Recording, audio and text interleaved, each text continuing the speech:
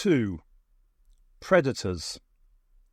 For a second, Sarah was certain that she was dead. The powerful body hurled towards her, lips drawn back from the vicious teeth in a furious snarl. The claws of the powerful limbs spread ready to rip the flesh from her bones. There wasn't time to move, to scream, to do anything. And then the monster passed over her, the claws barely touching her hair. She heard the beast slam into the ground quite a way behind her and keep on going.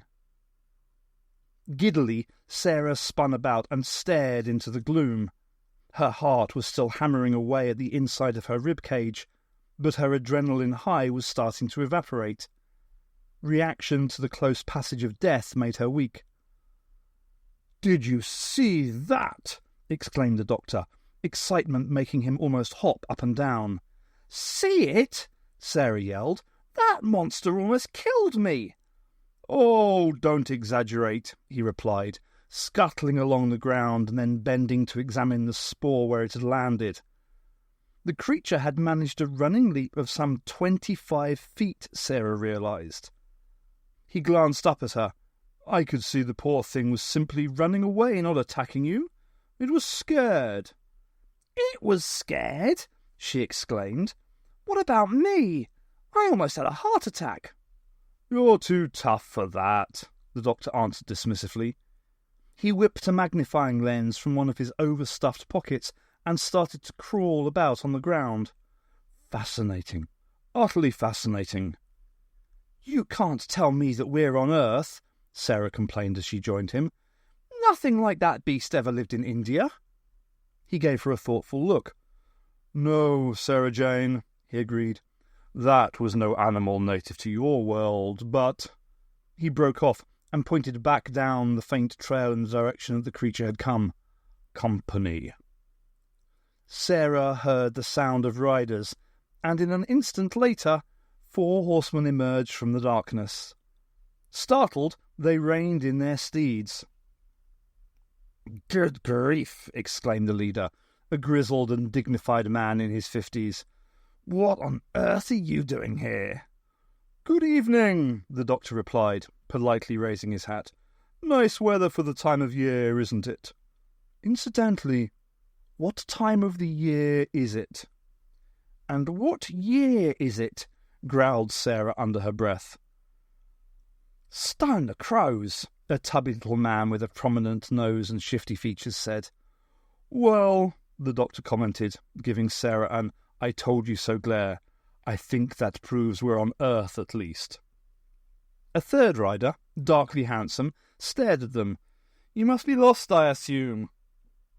"You wouldn't believe how lost," Sarah told him, glaring back at the doctor. "Did you see anything running past here?" asked the elderly man. "Only a monster hound," Sarah replied. "It almost killed me." "We'd better get moving," the 4th man snapped. The doctor moved to block their way. "It was terrified," he said quietly, "and now I know why. Let it be." "What?" the leader spluttered. "That beast is a mad killer, sir. I aim to destroy it." "Do you indeed?" asked the doctor. For a moment, Sarah thought he was about to drag the man from his horse, but then he shrugged. "I doubt you'll even be able to catch it. It has a considerable head start by now, and it's not a good night for tracking." "Perhaps not," the handsome rider replied, "but we have to try." "I can't stop you," the doctor agreed.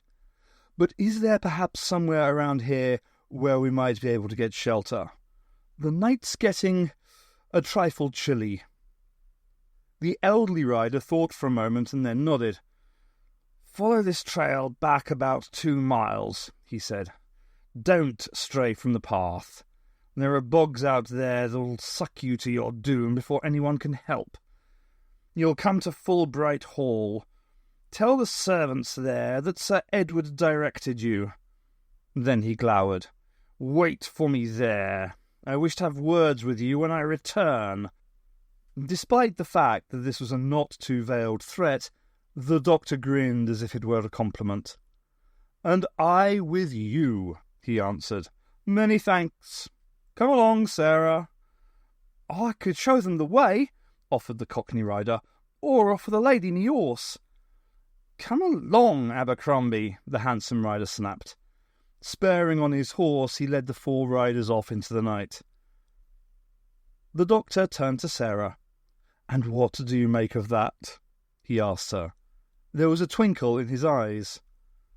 "Hunting party," she replied. "After that monster we saw." She frowned. "They were definitely English." "So we are on Earth," he chided her, "and in about the right period, judging from their dress." "But not in India," Sarah retorted. "I remember Fulbright Hall from a story I did. It's in Devon." Why wasn't she surprised to discover that the doctor had made a mistake again? "I don't suppose you'd consider just going back to the TARDIS and trying again?" "Sarah," he said reprovingly, "there's a mystery here. I can smell it." "That's just doggy doo-doo you can smell," Sarah complained. But she knew that there was no point in arguing. Once the doctor had made up his mind, a planet was easier to deflect than his intentions. With a sigh, she started back down the pathway that Sir Edward had indicated. "Just what I wanted," she said.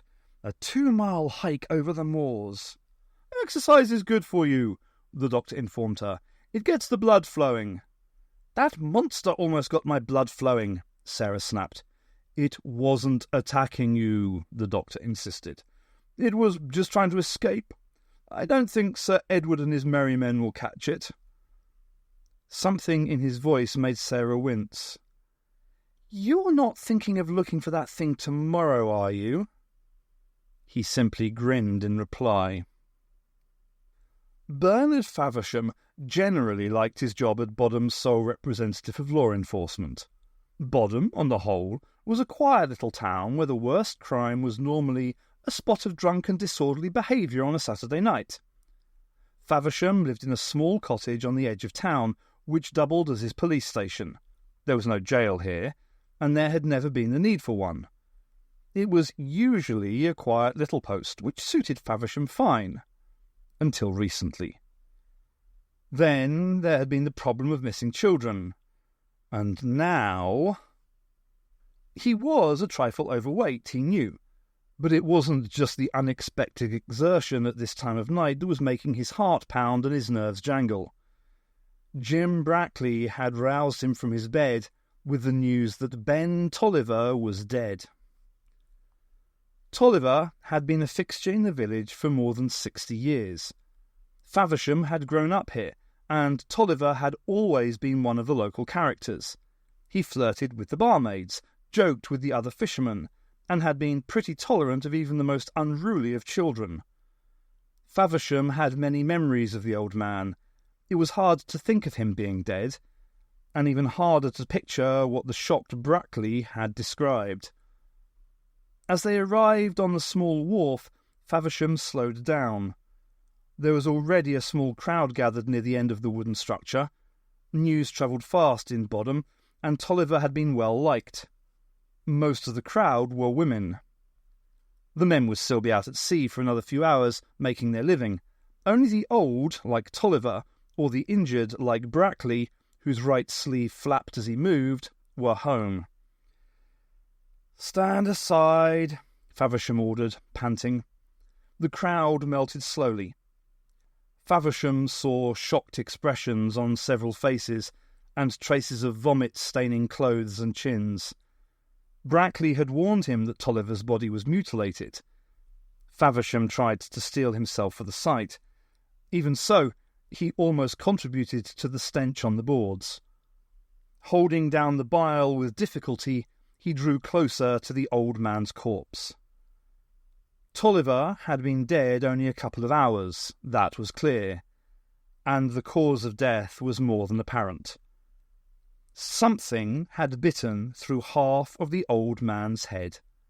The face was completely gone, and only grisly remnants of his brain and other organs were left. Bone showed through, stained and scored. The left arm was also missing, ripped from the battered body. Brackley moved close. "We found his boat," he said quietly. "Poor old Ben was in it, just as you see him." "Has?" Faversham began. Then he had to fight back nausea before he could continue. "Has anyone gone for the doctor?" "Dr. Martinson is up at the hall," one of the women offered, "at Sir Edward's big do." "Someone had better fetch him," Faversham decided. "There'll have to be an autopsy. We have to find out what did this to old Ben." "I'll go," Brackley offered. "I can borrow a horse from Marlowe." "Good," Faversham nodded his approval. "You'd best alert Sir Alexander to the news too." As the local justice, Sir Alexander would have to be notified and make a ruling on the cause of death. Brackley grunted and moved off. He looked relieved that he didn't have to stay with the body. Faversham took one of the lanterns that were burning beside the body and turned to the villagers. "You'd best all go home," he said, trying to sound like the pillar of the law that he was. "I'll take care of things now." Millicent Chadwick shuddered. "What do you think it was?" "It's too soon to say," Faversham replied. "Rest assured, though, that as soon as we know, steps will be taken." "To the devil with steps!" Millicent yelled, pale and angry. "My Ronnie is out there at sea this night. All our husbands are. Will whatever did this," she gestured at the ravaged corpse, "go after them next?" There was a mutter of agreement with this view from the others.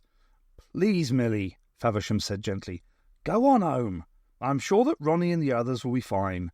Old Ben always went out alone and just into the bay here. The men folk are further out and all together. They'll be fine, just you see." This seemed to calm the women down. As he knew, half the battle was sounding like you knew what you were talking about, even when you didn't. Especially when you didn't. "But," he added, "it might be best to keep the young uns away from the water for now, until we're certain that whatever did this isn't still about." The women started to drift away, save for Jen Walker, the barmaid from the Pig and Thistle. She moved to join Faversham. "There's a doctor on that ship that docked this morning," she offered. "A young man, but he might be able to help." The whaler? Faversham had forgotten about that recent arrival. It was rare to get the whalers in here. They generally made for the larger ports, but the captain of this one had business with Breckinridge at the factory, and the ship was stopping over for a couple of days. "Do you think you could ask the gentleman to step down here, Jen?" She nodded and faded into the night. In a few moments, Faversham was alone with the body. He gave it another quick glance, then looked away. Poor old Ben must have died swiftly, but it had been a gruesome death. Moving to a pile of supplies, Faversham dragged out an old tarpaulin. He settled it over the corpse, which made him feel a little better. Then he gathered his courage and sat on a bollard to wait the first of the arrivals. Dr. Doyle shuffled through his notes in the small cabin he had been assigned as ship's surgeon to the Hope. The vessel was a stout three-master that had weathered a 7-month stay in the Arctic Circle well. The holds were filled with sealskins, whalebones, and vats of oil, and the crew was anxious to return to their home port of Peterhead as soon as possible. Aside from wishing to see his family again, Doyle was interested in the money that this voyage would bring him. His share of the profit was a handsome 3 shillings a ton of the oil money. Thankfully, there had been little call for his services during the voyage. He had spent considerable time aiding in the hunting of seal and whale, in fact. The captain, John Gray, had even offered him a double berth for the next voyage as both surgeon and harpooner. Flattered, and tempted by the money he could make, Doyle had nonetheless turned down the offer. He was longing to get his feet back on solid land for a while. He had been hoping to be back in Edinburgh by now, but Captain Gray had made an unexpected and unannounced detour to this small Devonshire fishing village instead. The only reason he had given for the lengthy detour was business. While Gray was a fair and able captain, he was not inclined to explain his actions. So, faced with a few extra days on the ship and with little to occupy his time, Doyle worked on the notes he had taken during the voyage. He was trying to work out some way to turn them into a story, but the threads of plotting eluded him. Chambers' journal had bought and printed his fledgling attempt at fiction the previous year, and he was rather proud of The Mystery of Sasasa Valley. It had taken him a good deal of work, but had fetched him the sum of 3 guineas. The idea of following this tale with others appealed to Doyle, but it was a matter of finding the right storylines. Mysteries were always sought after, and there came a rap at the cabin door. With a sigh, Doyle replaced his journal. "Yes," he called. It was typical that after an uneventful voyage, his services should be required while the ship was calmly docked. "Doctor," came the voice of Jack Lamb. The wiry little fellow was the ship's steward and a staunch supporter of Doyle's skills with both medicinal and boxing dispensations. They had sparred any number of times together these past few months. "There's a woman from the village to see you. Claims it's very urgent." "Thank you, Jack." Doyle rose to his feet and picked up his medical bag. Bodham had its own medical practitioner, but Doyle supposed that the man was unavailable for some reason. Oh well, perhaps he'd earn himself a fee while he was here. More likely, though, he'd end up with an unpaid bill.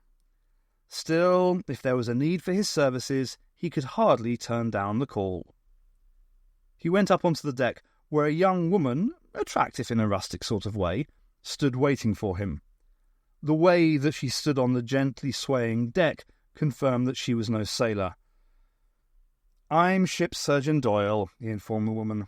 "I take it you are not the patient?" "I'm Jen Walker," the woman replied, the Devonshire burr prominent in her voice. "And there's no patient, Doctor." Doyle frowned. "Then what is the meaning of this call?" "It's a dead man, sir," she replied. "A local constable would appreciate it if you'd have a look-see at the body." "Ah," Doyle began to understand. "Drowned, has he?" "I doubt it." The woman gave him a dour look. "He were on his boat when the men found it drifting." That sounded more promising. Perhaps a small autopsy fee. "Well, lead on, miss." Jen Walker nodded and started down the gangplank. Clutching his bag, Doyle followed along. Sarah had been walking for almost 20 minutes now, following the doctor as best she could. He had long legs and seemed never to tire. Hands thrust deep into his pockets, he simply strode along. She, on the other hand, was feeling the effects of this night tramp. "Oi!" she called. "Can we take a breather?" The doctor halted. 5 minutes, he agreed without looking around. Collapsing onto a convenient rock, Sarah didn't much care that the cold stone numbed her behind. It felt so good to get the weight off her feet. "What a dismal place," she complained. "Dartmoor," the doctor answered. "It's not hard to see why it's reputed to be haunted, is it?" He stared all around. "It doesn't need any legends," Sarah commented. "There really is something running around out here, and it certainly wasn't any ghost." She shuddered at the memory of the monstrous beast. "Do you have any idea of what that thing was?" "I always have ideas," he replied enigmatically. "What do you think it was?" "I asked first," Sarah objected. Then she shrugged. "Offhand, I'd say it was some prehistoric ancestor of a Rottweiler or something." The doctor shook his head. "No dog on earth has ever looked like that," he told her. "It's very, very wrong. And there were definite signs of intelligence." "What?" Sarah stared at him in astonishment. "Look, I like dogs as much as the next person, but I wouldn't call them intelligent. Personable, yes. Clever, maybe. But that's about it." "That was no dog, Sarah," he said softly. "I examined the paw print, remember. The foot structure was all wrong, and it had a semi-opposable thumb." "Come again?" "It was almost able to use its paw as a hand." The doctor shook his head. "We must be somewhere around the turn of the 20th century. but that creature was more like a dog from 20 million years in the future. Cold sweat started to trickle down Sarah's spine. You mean that it's from the future somehow? No, I don't think so, the doctor frowned. The TARDIS may be a trifle grouchy, but the old girl would have detected a temporal disturbance of that order. Then would you kindly explain what you mean? Snapped Sarah. He wrinkled his nose as he stared out into the darkness. It's as if something has somehow accelerated that poor creature's evolutionary trends, he replied. That paw is all wrong. That dog is all wrong, Sarah retorted. Yes, agreed the doctor thoughtfully. That dog is definitely all wrong. He gave her a smile. Come on, time to get going again. Do we have to? Complained Sarah. My feet are killing me. His eyes twinkled. You want to stay out here on the moor with that creature? Besides, I'll wager that Sir Edward has a well-stocked cellar. A nip of Madeira would hit the spot right now, wouldn't it? You talked me into it. Sarah slowly clambered to her feet. Let's get on with it, then. Doyle hurried along the wharf to the lonely pool of light cast by several fitfully burning storm lanterns. The local constable, a slightly rotund man in his 40s, sat hunched on a bollard, guarding what appeared to be a pile of tarpaulin. It was obviously where the victim lay. Doyle felt a surge of almost excitement, and then a twinge of guilt.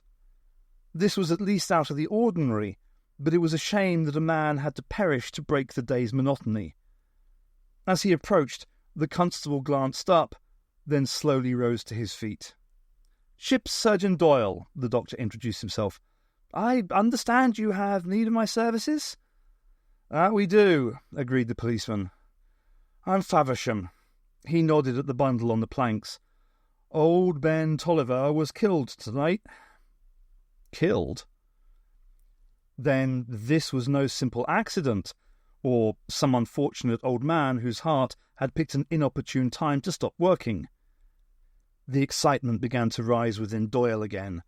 A murder, with him helping out the police. This would be something to remember for future stories. A doctor who helped to solve crimes. It had possibilities. So you're talking murder then? He asked. Maybe, the constable agreed guardedly. That's what I want a professional opinion on. He reached down to remove one corner of the tarpaulin, then halted. It's not a pretty sight, he warned.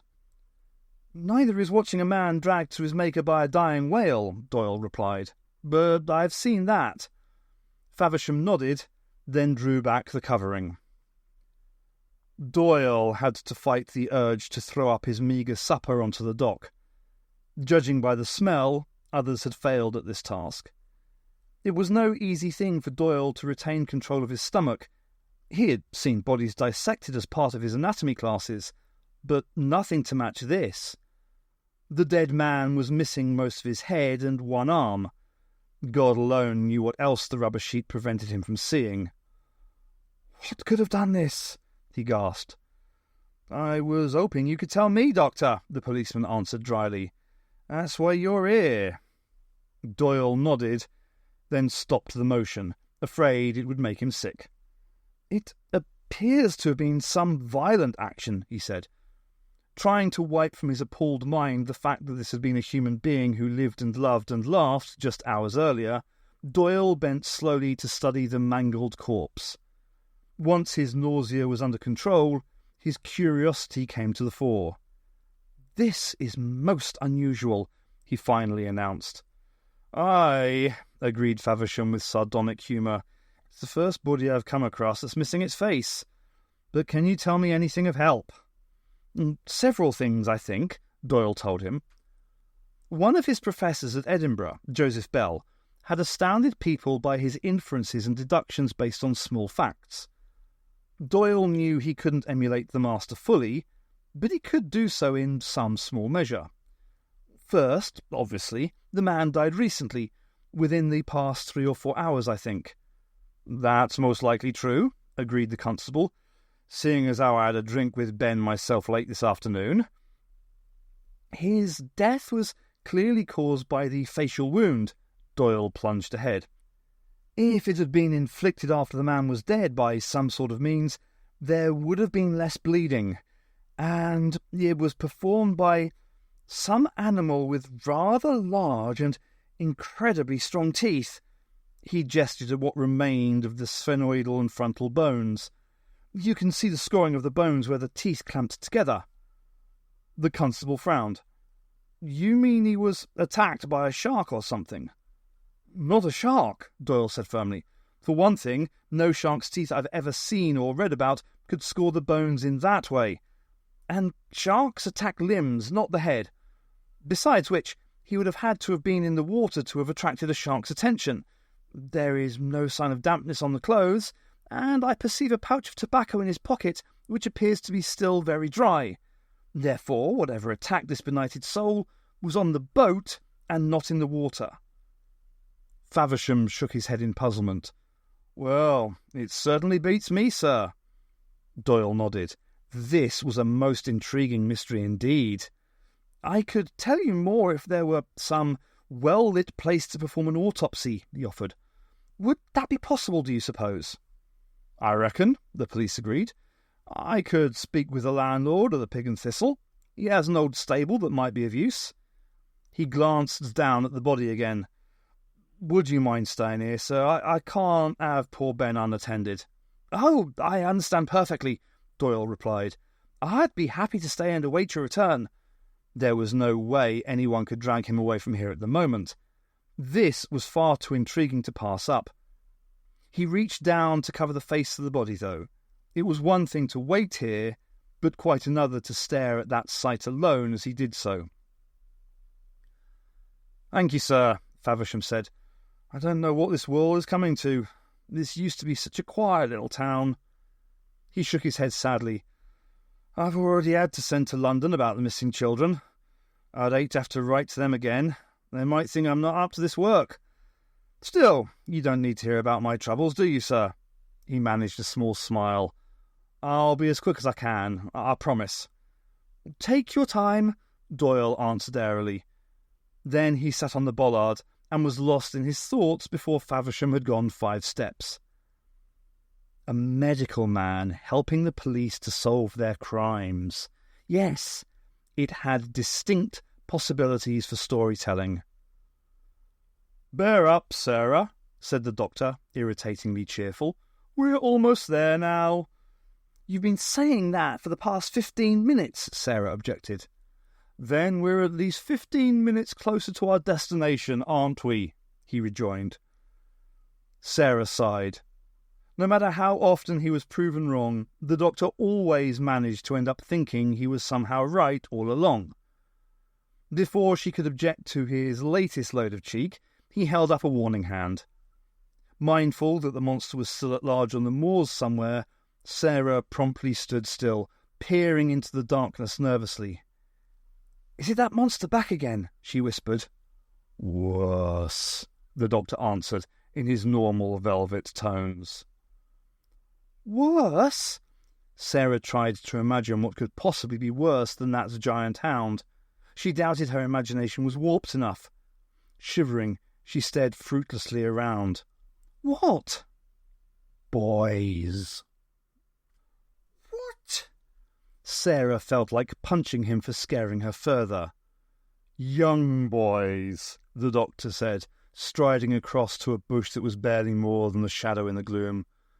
You know, he remarked pleasantly, if you really want to hide, you'll have to switch to a less pungent brand of tobacco. There was a rustle of movement, and 3 smallish shapes emerged from their hiding place. One, tall and thin, turned to one of his companions. I told you that weed was noxious, Gigger. Lay off, Duns, his target complained. I'll wager it was your socks he could smell anyway, or McBee's bad temper. Sarah stared at the 3 apparitions with some surprise. It was not quite so much their unexpected appearance from the night that astonished her, but that she knew who they were.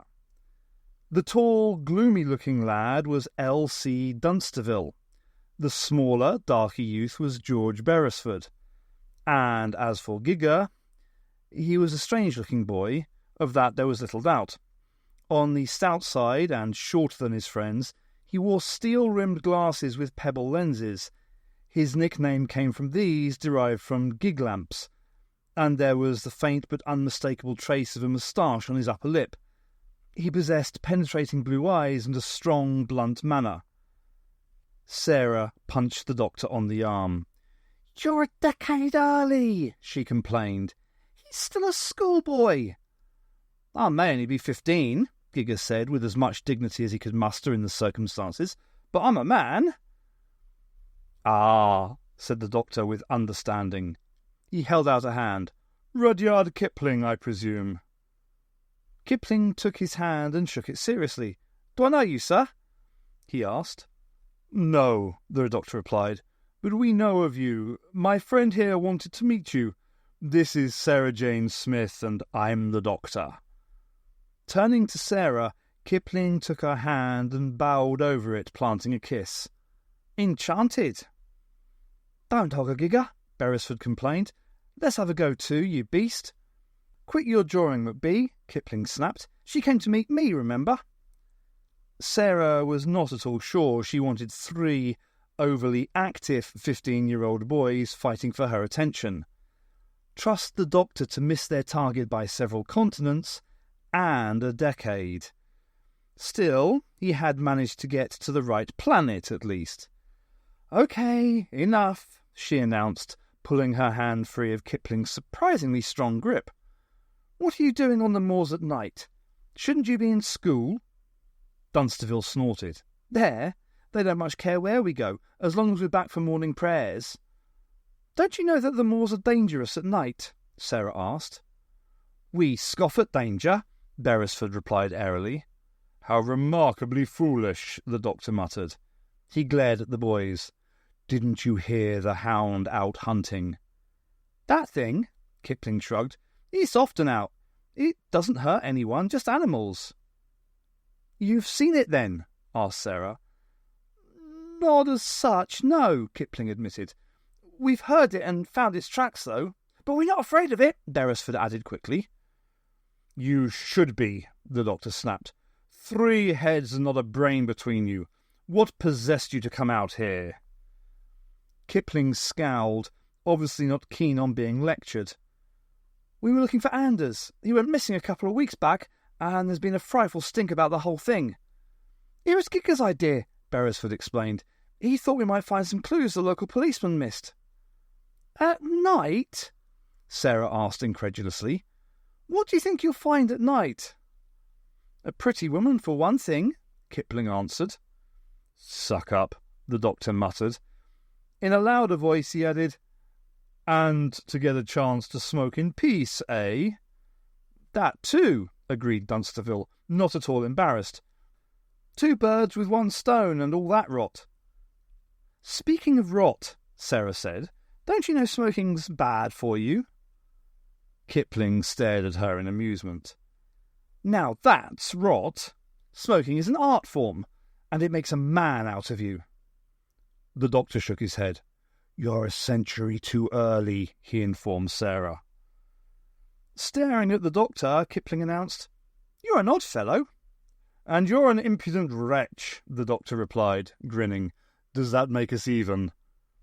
"What are you a doctor of?" asked Kipling. "This and that and this, mostly that." The doctor grinned again. "Why don't you go back to school tonight? You'll have much better luck if you search for clues in the morning." Kipling shrugged. "I suppose we could do that," he agreed. "Besides," added Beresford, "we've smoked all we brought with us." "That's the spirit," the doctor approved. "By the by, where is this local constable located?" "Bodham," Kipling said. "You do know where that is, I take it?" Sarah scowled at him. The youngster was definitely on the cheeky side. "I imagine we can find it if we want," she replied. "Anyway," Dunsterville asked, "what are you 2 doing on the moors at night?" Kipling poked him in the ribs. "Don't be so naive, Duns," he said in severe tones. What else would they be doing out here, alone? Sarah felt herself blushing. You've got smutty minds, she informed him. And smutty bodies too, Beresford piped up. At the moment, the doctor interrupted them, we're heading for Fulbright Hall. It's just ahead, I take it? About a 10-minute walk, agreed Kipling, not bothering to hide his grin. Got lost in the night, eh? Maybe we should show Miss Smith the way next time, added Beresford, snickering. Sarah had almost forgotten how obnoxious teenage boys could be, even if one of them was to become one of England's greatest writers. Grow up, she advised them. Show us how, suggested Dunsterville, which reduced all three of them to a fit of giggles. If you want to live to grow up, Sarah said firmly, you'll knock it off right now. And you'll go back to Westward Ho. Now move it. Kipling threw her a mocking salute, and the three boys faded back into the night. Sarah could still hear them giggling as they moved away. She glowered at the doctor. You were a lot of help. You were doing fine, he replied. Anyway, the hall's just ahead, like I told you. Come along. He strode off into the night. Sarah rolled her eyes, but followed. Sir Edward reined in his steed, holding up a hand to halt his companions. It's no use, he announced. The beast has gone too far into the marshes. We can't possibly follow it further on a night like this. We need torches at the very least. It's not safe in this gloom. Ross slapped his fist into the palm of the other hand. Damnation! Then he glanced across at the leader. You're right, of course. Further pursuit would be pointless, and most likely dangerous to boot. However, if you'll permit me a moment... Without waiting for a reply, Ross slipped down from his mount and examined the ground. Abercrombie, he called, bring me the dark lantern. Fetch me this, fetch me that, grumbled Abercrombie. Fishing under his clothes, he pulled out a compact metal lantern, and he opened the lens. Striking a match, he lit the wick inside, then dismounted and brought the light to his master. Taking the lantern, Ross examined the ground at the edge of the bog. He seemed absorbed by the task. "What the devil are you up to?" asked Fulbright a few moments later. "Looking for prints," Ross replied without getting up. "There are numerous." "So?" Fulbright couldn't restrain his impatience.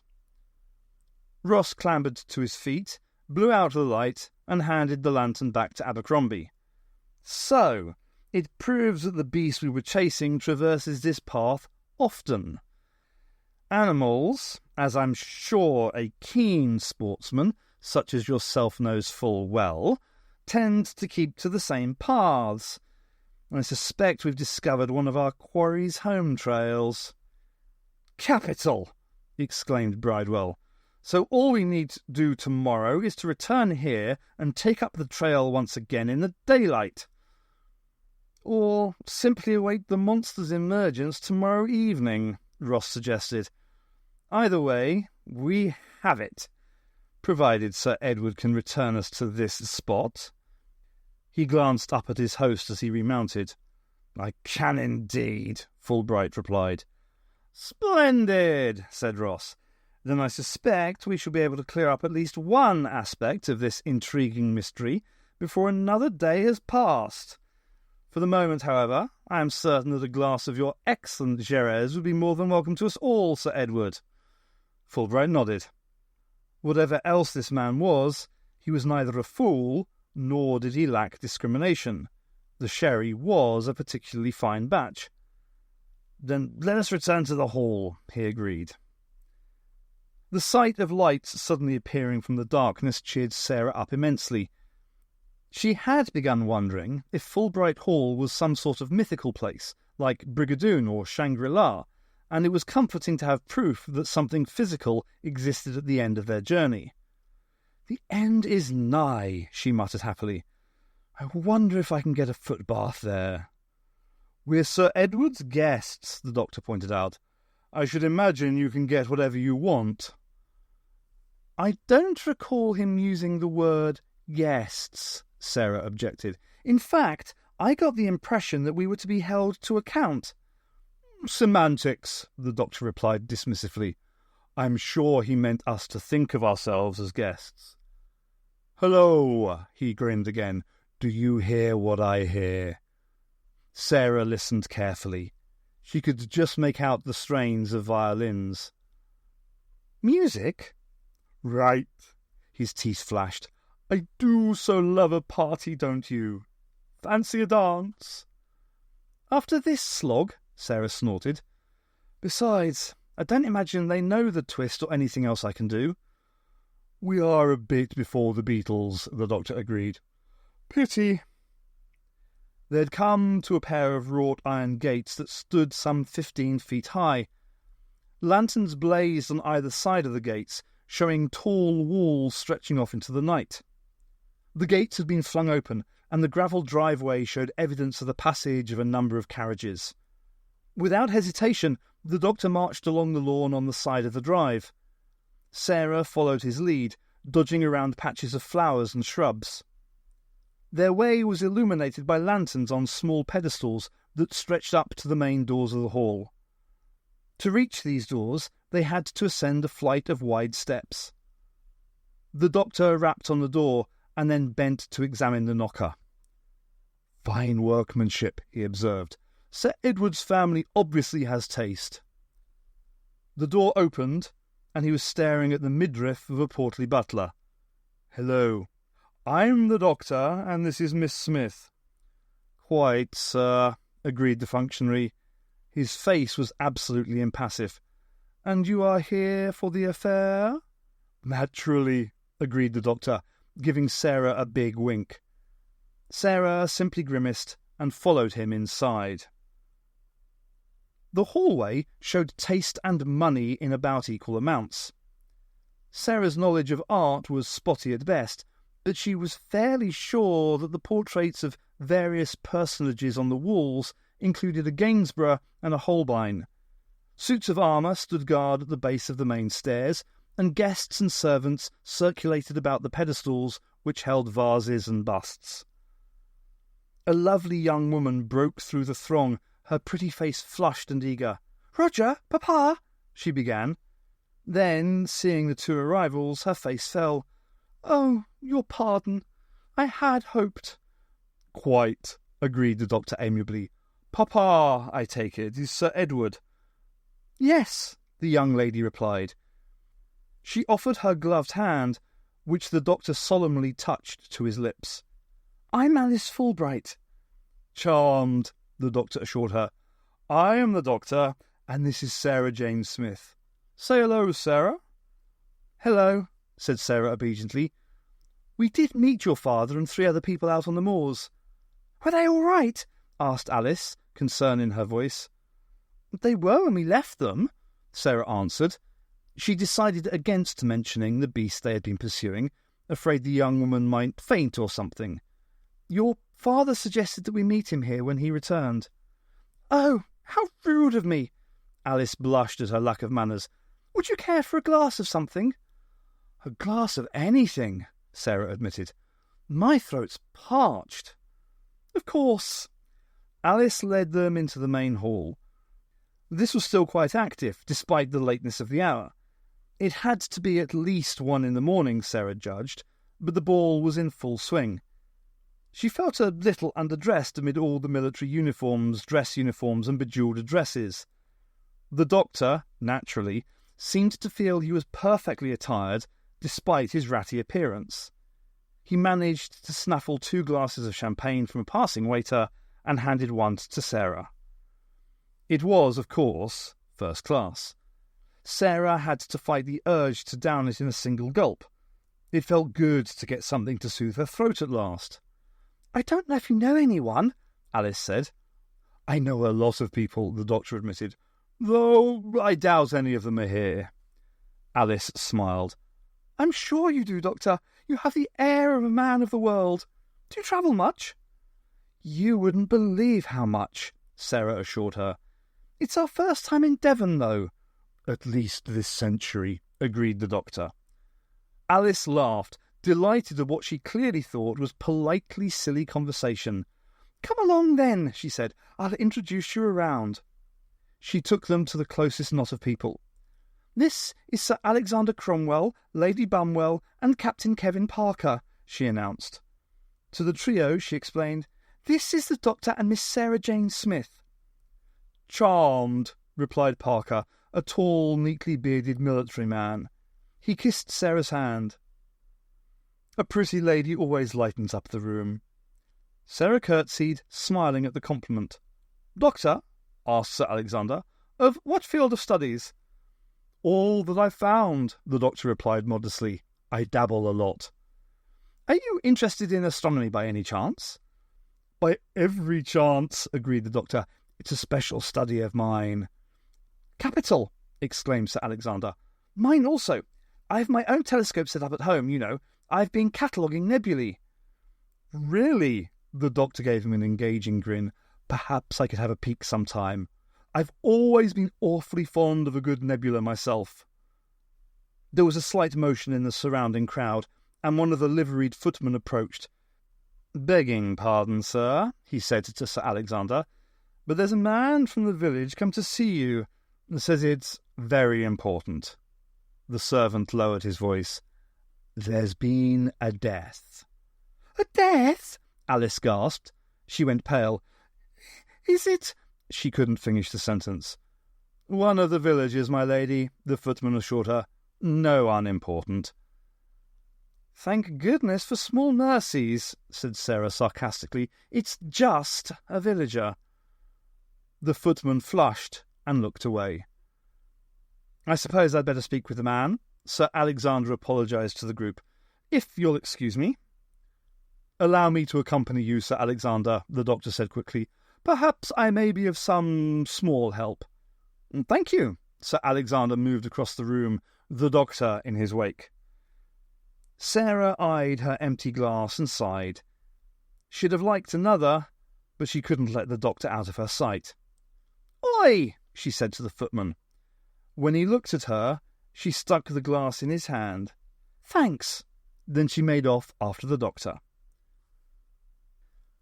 Sir Alexander stopped at the front door, where a one-armed man was hovering nervously, clearly out of his depth at this posh function. "What is it, my man?" "My name's Brackley, sir," the man replied, tugging at his forelock. Sarah had never seen anyone do that before. "Constable Faversham sent me to tell you that there's been a death in the village. Old Ben Tolliver." "Tolliver?" Sir Alexander thought for a moment. "Isn't he that old fisherman whose wife died several years ago?" "The same, sir," Brackley agreed. "We found his boat adrift earlier tonight and him dead on the deck." "Natural causes?" asked the doctor. Brackley snorted. "Not unless you count having half his head missing as natural, sir." "I see," Sir Alexander said. "Very well. Tell Faversham I shall be with him first thing in the morning." "Aye, sir." Brackley tugged his forelock again. "Will you tell Dr. Martinson as well, please, as he'll be needed too." He then slipped out of the front door. Sir Alexander sighed and pulled out a large gold pocket watch. "I suppose I had better retire now," he said. "I will have to rise early. One of the drawbacks of being the local justice of the peace, I'm afraid. I have to sit on the coroner's court for every death. And I'll break the news to Dr. Martinson as well. He'll have to examine the body for the report." "Perhaps I could come along," offered the doctor. "I may be of some use." "That's awfully decent of you," Sir Alexander said. 8 sharp, then?" "Absolutely." The doctor watched him leave and then turned to Sarah, his eyes sparkling with excitement. "Isn't this intriguing?" "Oh, yes," gushed Sarah sarcastically. "I've spent the evening being attacked by a mutant chihuahua with an attitude, and I get to spend tomorrow looking at mutilated corpses. It's the perfect holiday, isn't it?" "Sarah, Sarah," the doctor chided her. "Where's your sense of adventure?" "I think it's still out there on the moors. That monster scared it out of me," she scowled. "Let me guess. You think this death might be connected to that thing we encountered?" He gave her a big smile. "It would have to be a rather large coincidence otherwise," wouldn't it? Sarah sighed. She knew when she was beaten. "You think we could get a room for the night here?" she asked. "If there's more walking to be done, I've got to rest my feet." "Let's ask Alice," the doctor suggested. "She seems to be a kindly soul. I'm sure she'll take pity on your feet." "I'm glad somebody will," muttered Sarah. Following the doctor around seemed to be a habit she had acquired, and she dutifully wandered along, ignoring her protesting metatarsals. She snagged a sandwich, a slice of meat pie, and another drink as they moved about the main hall, looking for their hostess. The food and drink helped to mellow Sarah's mood a little, but she was still in desperate need of a rest, and was starting to suspect that the party would never wind down. It was like something from Dante's Inferno, where the giddy socialites might be doomed to spend eternity in one long round of dull social soirees. That would be hell, all right. Finally, though, they stumbled across Alice again. Naturally, before Sarah could ask about a bed for the night, there was another commotion at the door. This time it heralded the return of the hunting party. Sir Edward strode into the room, followed by Ross, Bridewell, and Abercrombie. "How was the hunt, Sir Edward?" called Captain Parker cheerily. "Damn pointless," the host growled. "I think it's high time we wound this blessed evening down, don't you?" Alice had run across the room to hug her fiancé and to smile happily at her father. "Of course, Papa," she agreed. "I'm so happy that you're all safe." "Safe?" her father barked. "Of course we're safe. It was just a wild goose chase when all is said and done." "Hardly that, Sir Edward," Ross put in mildly. "We've tracked the creature almost to its lair, and tomorrow we can finish it off." "What?" exclaimed the doctor, catapulting out of the chair where he'd thrown himself. "You'll do no such thing." Sir Edward appeared taken aback, and then he turned crimson. "You again," he thundered. "What are you doing here?" "You told us to meet you here," the doctor replied. "So here we are." Their host glared at him again. "I do not appreciate your questioning my decisions continually," he said. "Then stop making them without thinking," suggested the doctor blithely. "This creature you're hunting is not some monster to be slaughtered, you know, and you're not St. George spearing a dragon." "How dare you!" thundered Sir Edward. "It's about time someone told you the truth," the doctor snapped. "I don't suppose you get a lot of that around here." Sir Edward was clearly not appreciating the doctor's candour. "That monster is slaughtering ponies and other wildlife in this area," he said, struggling to keep his temper. "It is a menace and must be killed." "It's just hunting for food," the doctor countered. "You should attempt to capture it and study it. There's something unnatural about it." "You may study it as much as you wish," Sir Edward countered, "after I've made good and certain that the beast is dead." He poked a finger in the doctor's face. "The trouble with you scientific types is that you're too keen on studying from the ivory towers of your universities and loath to get to grips with the real world." "And you're a typical military man," retorted the doctor. "Anything you don't comprehend must be killed first and studied later."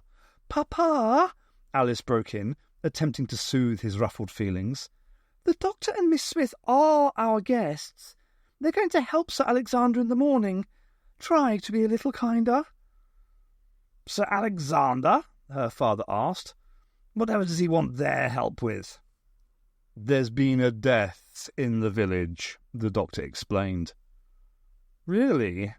asked Ross, his curiosity clearly piqued. "An unnatural one, I take it." "Very," agreed the doctor. He grinned.